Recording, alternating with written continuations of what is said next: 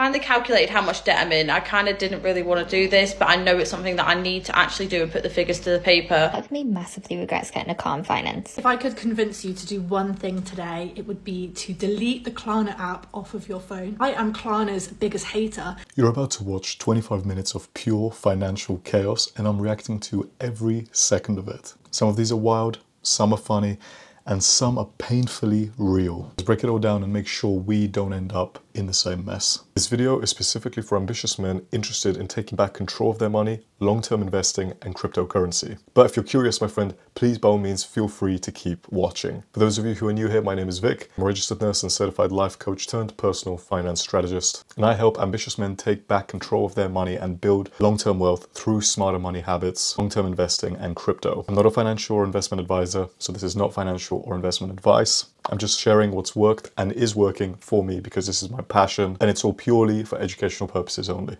Now, I've got a lot to show you, my friends, that I think you'll like a lot. So let's just get straight into the video. Please subscribe and share. Delete it off your phone. If I could convince you to do one thing today, it would be to delete the Klarna app off of your phone. I am Klarna's biggest hater. I think that what they do and what they offer is so damaging and so toxic and even more dangerous than like any other form of loan. When I took out like my £1,000 lendable payment, immediately after like having to pay that off for 1 month, I regretted it. And to this day, like I will never, ever take out another lendable loan. Klarna has this insane way of making you want to spend more, and that's why it's so dangerous. I would do like a massive haul of like £250 of like beauty products. Then next month rolls around and you don't feel as good because you haven't done another Klarna haul yet, and you feel doubly not as good because you've actually just had to pay for last month's Klarna haul, so you're feeling especially not good in yourself. All right, my friends, so straight away we get into Klarna. Now, for those of you that have not used Klarna, to be honest with you, before this video, I've barely heard of Klarna, but I think it's just because I never use it. When I was doing my research and finding these videos for you guys, actually, so many people use Klarna is actually ridiculous, especially in the US and the UK. Very quickly, if you don't know what Klarna is, it basically allows you to, instead of paying the price full upfront right now, you could split the payments over 3 months or even delay the full price payment and pay it when you get paid next month. It's basically buying on finance. It sounds so harmless, but it's not free money. If you miss your payments, they can charge you fees, they can hurt your credit score, or even start chasing you for the money. And the biggest trap, it makes payments feel painless. So you realize you've got 5 Klarna payments due next month, and they just stack up because they're so small.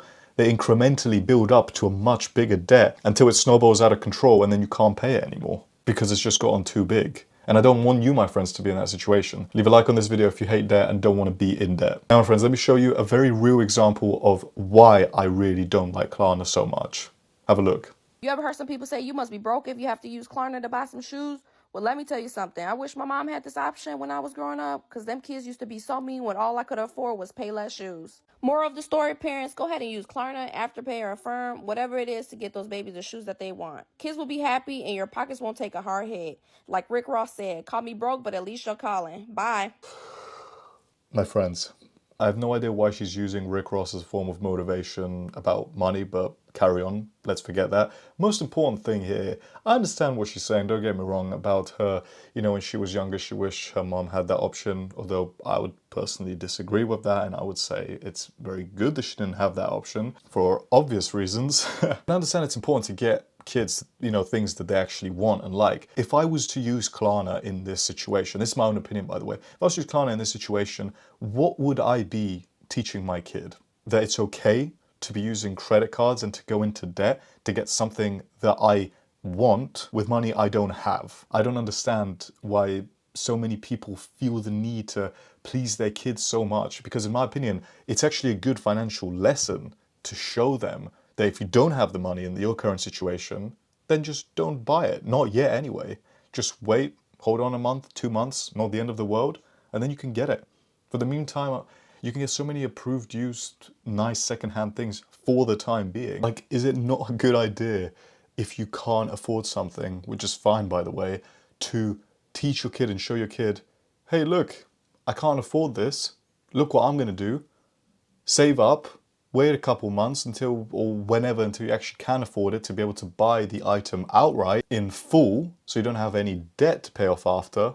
layer on. Still organize your finances every month to build up an emergency fund, to have enough to pay off your essential fixed costs, and to have enough to invest to build long-term wealth as well, and also have enough money to go and do guilt-free spending activities and just have a bit of fun. Would that not be a much better way to teach your kid, instead of just showing them the easy option, being like, oh yeah, let's do Klarna?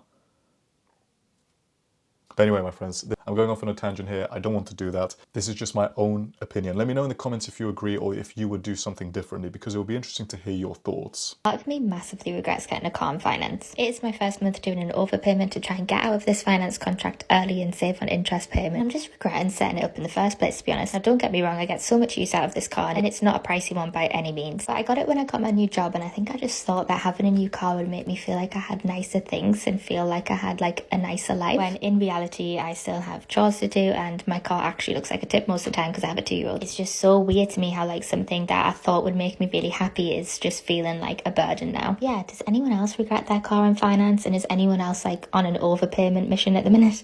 She seems like a nice girl, and I hope the overpayment setup that she's done goes fine for her. However, my friends, from this video, there are 3 things that are very important that I want you to realize that I think are very interesting. First one being is that materialistic goods, as you can clearly see here, 100% they do not make you happier. And I've got my own example to explain for this as well, which I'll tell you very, very soon. Second one is keeping up with the Joneses. And third one is hedonic adaptation. This is why, my friends, when you look at someone that appears to have money, 9 times out of 10, they do not or are severely in debt. Because real wealth, like Warren Buffett, like Jeff Bezos, like Elon Musk, real wealth, as you can see, even like Adam Sandler now is a really good example.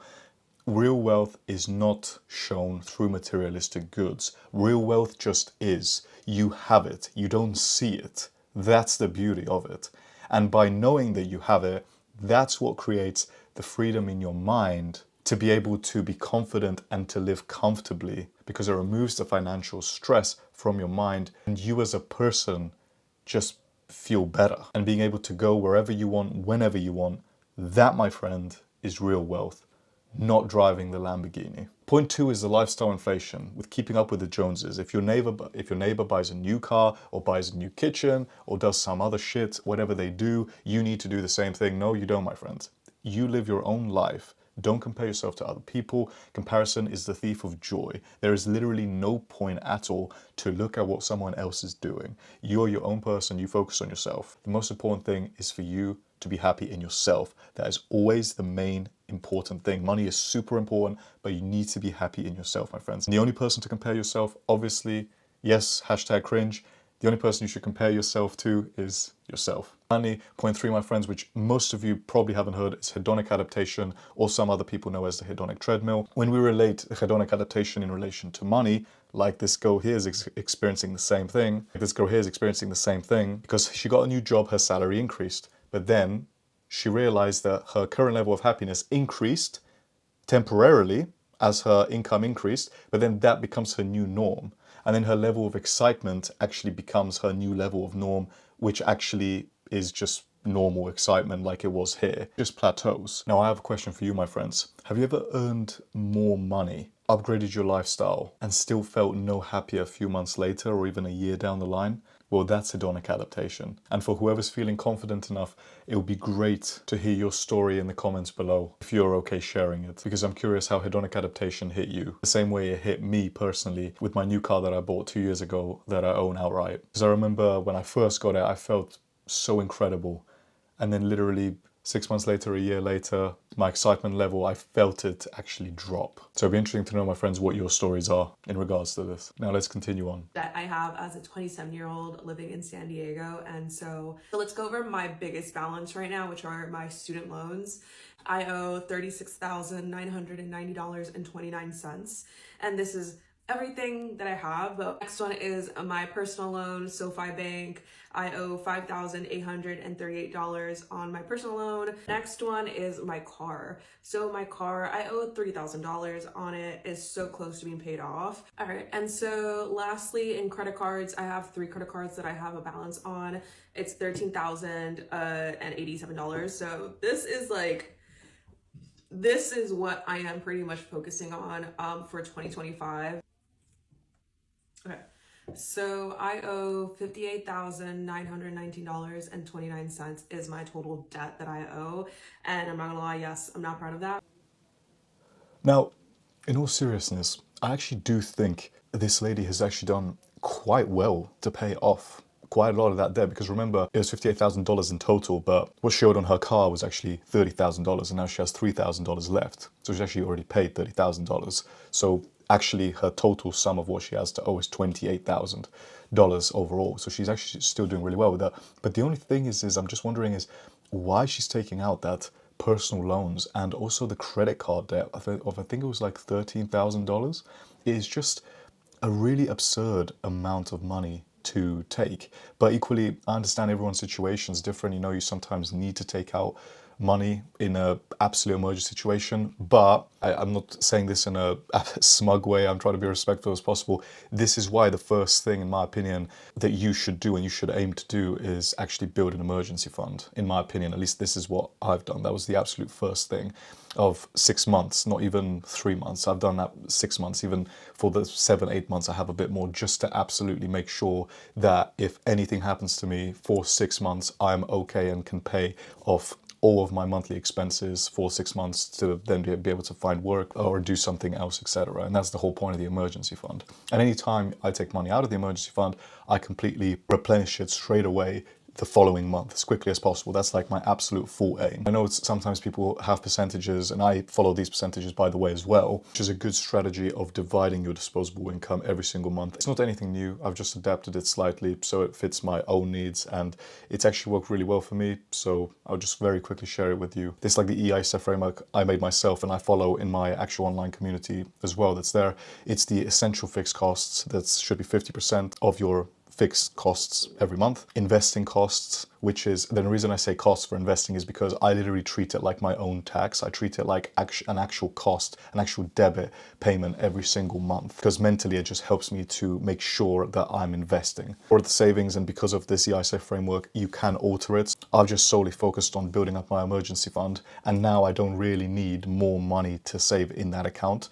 So instead what I do now is only put 5 to 10% every month just to build up. I need some money later on down the line for a new car or etc., something like that. Like, I've done my own calculations for what I need that money for, but you could do the same, it's up to you. And then the final one is just fun money, which is literally just money for yourself, which is about 10% of your monthly disposable income. Just money that you play around with, you can do whatever you want with it. But you can alter those ratios, although the one that I always focus on most is the investing costs. It'll actually be cool if you guys use this EISF framework. Comment down below how much your essential fixed costs are per month, how much you invest every month, how much you save every month, and how much fun money you have to go out and do whatever you want every month. Because if you can calculate that, then you actually know what your money is doing. Therefore, when you know what your money is doing, you can literally diagnose the problem if there is one. Because if it's outside that percentage, especially the essential fixed costs, if you're paying 60-70% for your essential fixed costs, then that is definitely where the problem is. You need to try, if you can, to get that down to 50% or less if possible,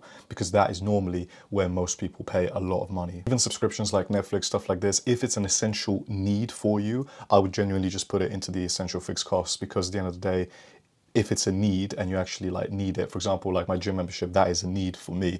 I love going to the gym, I love working on my body, so therefore that is why it's a need for me. It'll be interesting to apply the EISF framework to you guys, and if you comment down below, it'll be interesting to hear how you divide your money. And then the other point is, my friends, is just whatever you can do, just try and stay out of debt as much as humanly possible. If you can't afford something twice over, just don't buy it once. It's just not worth it. You're going to end up paying significantly more, and you're actually going to be ending up paying it not just with money but with your time, because if you're not able to put money aside for yourself and invest in yourself, your money's not going to work for you. And even if you're 40, 45, 50, it literally doesn't matter. It's never too late to start, in my own opinion, because at the end of the day, you're still putting money to work for you. Obviously, it's better the younger you are. The quicker you start doing it, the younger you are, the better it is, of course, which is why it's so important, in my opinion, to start as soon as possible. And this is me not trying to persuade you. This is me just literally stating facts. The compounding effect works in favor of those who do it the longest. My friends, this is exactly why I built my online community, the Ambitious Breakthrough Club, because I don't want guys to fall off the track financially, because I truly believe being wealthy is a choice. We do daily accountability challenges for $5 or £5, whatever your currency is in, every single day to make sure that you stay consistent with investing, to develop that mindset of consistency, because that's the important thing. There's also a full $157 smart money blueprint that I spent 30+ hours creating for you guys, monthly Q&As as well, and even an affiliate program with 40% commissions if you want to earn a bit while you're learning as well, and engaging and having fun in the community as well. But this is not just for beginners, my friend. This is also for experienced investors too. Men who already know how to invest but want to grow alongside other men with very, very similar interests as well. Staying consistent, sharing ideas, and enjoying the financial journey together. My vision is to build the best investing male community online, not just to learn, but to celebrate wins, staying sharp and pushing each other forward financially as well. Right now, I'm looking for the first 100 members to help shape it from the ground up. So I'd greatly appreciate any support, because I fully believe in this vision, and it's a 7-day free trial as well. So there's absolutely zero risk for you. You can cancel anytime. And after that, it's literally only 7 times cheaper than Netflix or 4 times cheaper than your regular daily coffee per month, because I made it as affordable as I possibly could to make it as accessible as possible to all ambitious men that are watching this video right now. Because it is boring doing it alone, and most people around us, to be honest, they think investing is a gamble or are too afraid to even try. But the thing is, my friends, is that mindset kills momentum. It's way easier and way more fun to stay focused, grow together faster, and actually enjoy the process when you're surrounded by others on the same path and the same journey as you. If you're even slightly curious, my friend, the link's below in the description. Check it out and see if it's for you, my friend. And Z are in debt. If you've ever used a buy now pay later service like Klarna, you'll know how easy it makes spending and how attractive it makes spending, because you think, oh, it's just an extra £3 onto the account, it's just an extra £10, but eventually it piles up and it piles up to the point where, you know, you're kind of in debt. Let's be real, you should not be able to put stuff like Deliveroo onto a buy now pay later service. Like, if you can't afford the takeaway, should you really be getting the takeaway? Companies like Klarna are just yassified debt collectors. Let's be real. The pink marketing might be like sexy and cool, but like, it's not tricking anybody. It's taking advantage of those people who might not be the most financially savvy yet, like Gen Z, and they're just bought into this hype of consumerism and like buying stuff and not really thinking about having to pay it back. Yeah, these services like Klarna are absolutely idealizing spending and consumerism, because it's literally you're financing your takeaway. My friend, it's not even like financing a car. Like, even that I could understand a bit more, even though I don't fully necessarily agree with it, but depending on your situation, of course. But financing a takeaway, my friend, I mean, a takeaway is like, what, 50 quid? If you're in America, it's probably going to be like, what, I'm assuming probably even about the same, $50-$60. It's not going to exactly be something crazy. The problem with Klarna, my friends, is obviously that it glorifies overspending.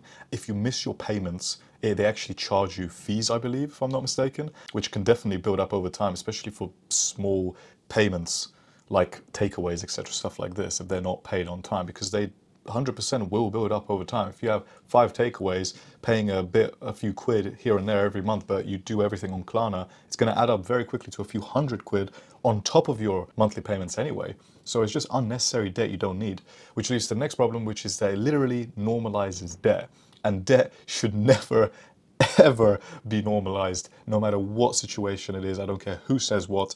Obviously, you've got the good debt, which means if you have like a property, the tenant in the property actually owes you money. So technically that's good debt because money is owed to you. There's probably a few other ways that's like good debt, but those ways in general, can't afford something, you just don't buy it. I mean, it's literally as simple as this, unless it's something that's an actual medical emergency, like you need an emergency surgery, like if you're in America and you need an emergency surgery and your insurance doesn't cover it, for example. But then in that situation, of course, you should be prepped anyway, and you should think about your insurance cover, stuff like this. Obviously, we're going off on a tangent here, forget what I'm saying, but you get what I mean, my friends. That should never be normalized. Put a thumbs up in the comments if you agree. And also, it'd be nice to hear what you think about Klarna, because I actually want to know what other people think about these buy now, pay later services. Like, do you actually use them? Do you not use them? It would be interesting to hear. Comment below. I finally calculated how much debt I'm in. I kind of didn't really want to do this, but I know it's something that I need to actually do and put the figures to the paper. So we're going to start off small. My PlayStation 5, I've got £500 on that. IKEA's 830. My Monzo Flex is 1150.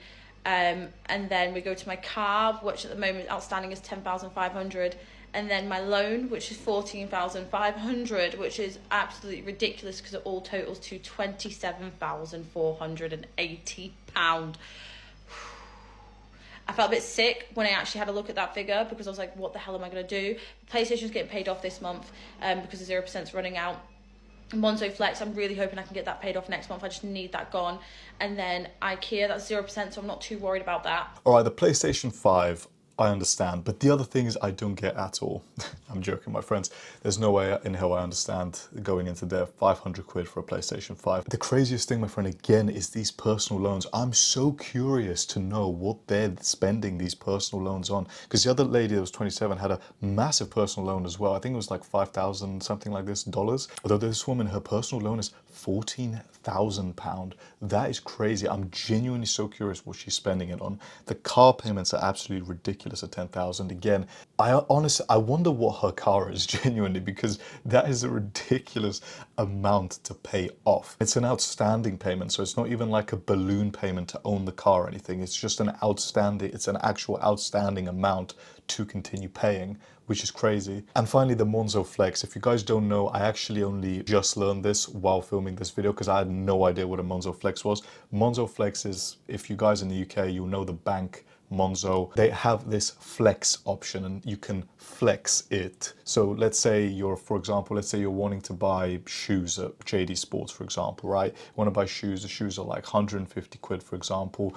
Instead of paying the full 150 quid right now, you can pay £50, then pay £50 next month and £50 next month. And that way you can flex it and save money right now. Very dumb. It is literally, what does it sound like, my friends? Like Klarna. Literally like Klarna. It's basically the same thing.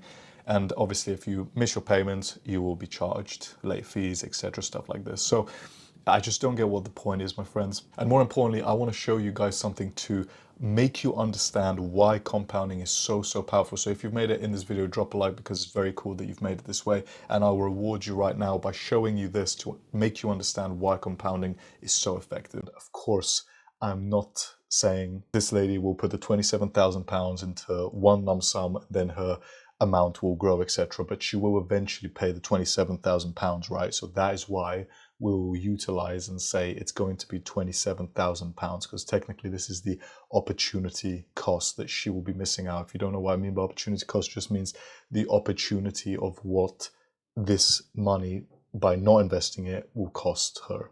Basically, that's what it means, instead of leaving it as actual debt. So technically, this is the future value of the £27,000 worth of debt that she has to pay off currently. And this is why it could literally affect someone so much. So this lady looks around mid to late 20s, early 30s. Let's say she's around 30 years old, right? So if we say 30 years old, we'll actually say 35 because technically the retirement age at the moment is 68. So we'll just say 35. Then interest rate will be 10% because it's a 10% nominal rate of return, meaning that before adjusted for inflation, because if you invest it in a simple index fund that generates around about 10% annual rate of return, which will be the nominal rate of return, again, before adjusted for inflation. And that's actually the amount. The reason I prefer the nominal rate of return rather than the real rate of return is just because the nominal rate of return is the actual amount you're going to see on your phone or in your bank account or on your laptop, wherever you access it. That's the actual amount you're going to see as cash there. You're not going to actually see the real adjusted, which is a more accurate value because this will be the actual visual representation of what you actually see in your cash balance at the end. Now, the £27,000. I'm going to click on that. So we're going to do no additional contributions, by the way. We're just going to do £27,000, 10% nominal rate of return, 35 years. If I press calculate, the future investment value of this £27,000 is £881,000, which is actually ridiculous. I'm sure you guys can agree, my friends, this is more than enough for someone to retire on. And I'm just pausing a bit just so you can sort of understand and fathom the amount, my friend, because obviously this is based on speculation, of course. I'm not saying that this will definitely happen. Your capital is always at risk when investing, of course. I'm not saying this is definitely 100% going to happen, but if you look at the history of the index funds like the S&P 500, their history, especially the S&P 500, is been 10% annual rate of return literally since it started for like over the last 100 years, right? History tends to rhyme all the time. And the actual requirements of the S&P is, in my opinion, what makes it so powerful and one of the best things, in my opinion, for me personally, why I believe in it so much. So please, my friends, next time you make a big purchase or anything like this, I'm merely just giving my own opinion right now, which is make sure that you understand the future investment value or the future value of the money that you're actually spending. Obviously, if you need a new kitchen, no problem. Make sure you can actually buy in cash. This is my own opinion, of course. Just don't go into debt, because going into debt slows you down financially over a prolonged period of time, because you're going to go into multiple debts, meaning you can invest less each month. By sacrificing your future investment value, you're sacrificing your future wealth value. So that is how you should really perceive it, my friends. And yeah, I just can't believe it. Over $750,000. It's crazy. But I hope that's opened your eyes, my friend. Leave a like, my friend, if you found this video financially entertaining and helpful. And also comment below ways I can improve these videos for you in the future to make it more engaging and helpful for you. Check out the link below to the online community as well, my friend, if you're the kind of man who wants to lead financially and the people he loves as well. Whether you're just starting out or already investing, again, this community is for beginners and experienced investors. Grow wealth smarter and in a more fun way. Walk alongside other ambitious men on the same financial journey. Men who can become your allies and your friends. YouTube recommends and thinks you'll like one of these two videos next. Pick one, my friend, and I'll see you over there.